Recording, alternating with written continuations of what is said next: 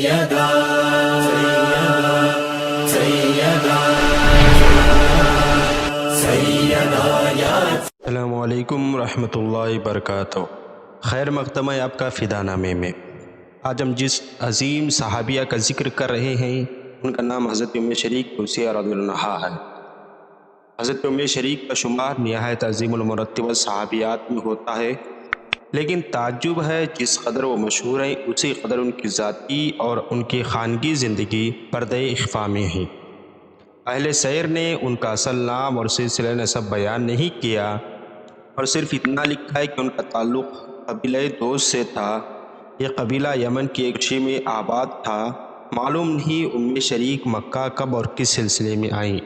البتہ تاریخ دانوں کے بیانات سے معلوم ہوتا ہے کہ رحمت دو عالم صلی اللہ علیہ وسلم نے اعلان نبوت کے بعد دعوت حق کا آغاز فرمایا تو مکہ میں قیام پذیر تھیں۔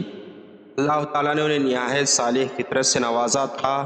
انہوں نے کسی تعامل کے بغیر دعوت توحید پر لبیک کہا اور اس طرح السابقون الاولون کی مقدس جماعت کی رکن بن گئیں۔ حضرت ام شریک نے اسلام قبول کیا تو ان کے مشرک اعزاء و اقارب نے ان کو دھوپ میں کھڑا کر دیا۔ وہ اس حالت میں ان کو روٹی کے ساتھ شہد کھلاتے تھے جس کی تاثیر نہایت گرم ہوتی تھی۔ پانی پلانا بھی بند کر دیا۔ جب اس طرح 3 دن گزر گئے تو مشرکین نے کہا جو دین تم نے اختیار کیا ہے اس کو چھوڑ دو۔ وہ 3 شب و روز کی مصیبتوں سے بدحواس ہو گئی تھی۔ مشرکین کی بات کا مطلب نہ سمجھ سکی۔ جب ان لوگوں نے آسمان کی طرف اشارہ کیا تو سمجھ گئی یہ لوگ مجھ سے توحید کا انکار کرنے کا مطالبہ کر رہے ہیں۔ فوراً بولی خدا کی قسم میں تو اسی عقیدے پر قائم ہوں۔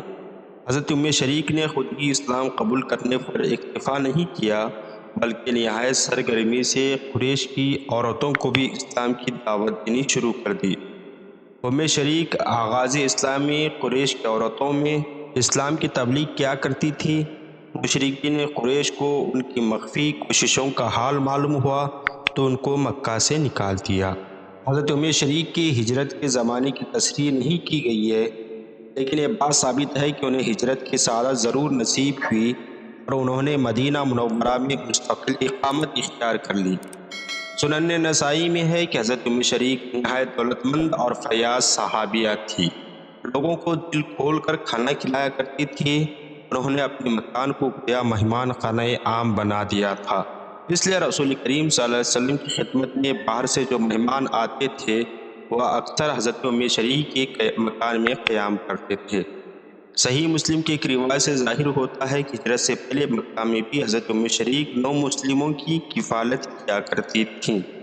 مشہور صحابیہ حضرت فاطمہ بنت قیس کو 10 ہجری میں ان کے شوہر ابو عمرو حفص بن مغیرہ نے طلاق دی تو حضور نے پہلے تو انہیں حکم دیا کہ عدت کا زمانہ ام شریک کے یہاں گزارو، لیکن بعد میں حضور سرور کائنات صلی اللہ علیہ وسلم نے فرمایا ام شریک کے گھر مہمانوں کی اکثر آمد و رفت رہتی ہے اور ان کے اعزاء و اقارب ان کے ساتھ رہتے ہیں، اس لیے وہاں پردے کا اہتمام نہ ہو سکے گا، لہٰذا تم عدت کا زمانہ اپنے نابینا چچا زاد بھائی نے ام مکتوم کے یہاں گزار دو۔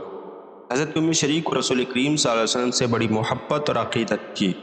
ان کے پاس ایک برتن تھا جس میں وہ حضور کے لیے گھی ہدیۃً بھیجا کرتی تھی۔ خدا کی قدرت اس برتن میں گھی ختم ہونے میں نہ آتا تھا، اس میں سے وہ اپنے بچوں کو بھی دیا کرتی تھی۔ ایک دن انہوں نے اس برتن کو الٹا کر کے دیکھنا چاہا اس میں کتنا گھی باقی رہ گیا ہے۔ اسی دن سے وہ برتن گھی سے خالی ہو گئی اور حضرت ام شریک نے حضور سرور کائنات صلی اللہ علیہ وسلم کی خدمت میں حاضر ہو کر واقعہ سنایا تو پیارے نبی صلی اللہ علیہ وسلم نے فرمایا اگر تم اس برتن کو نہ الٹتی تو اس میں گھی عرصہ تک باقی رہتا۔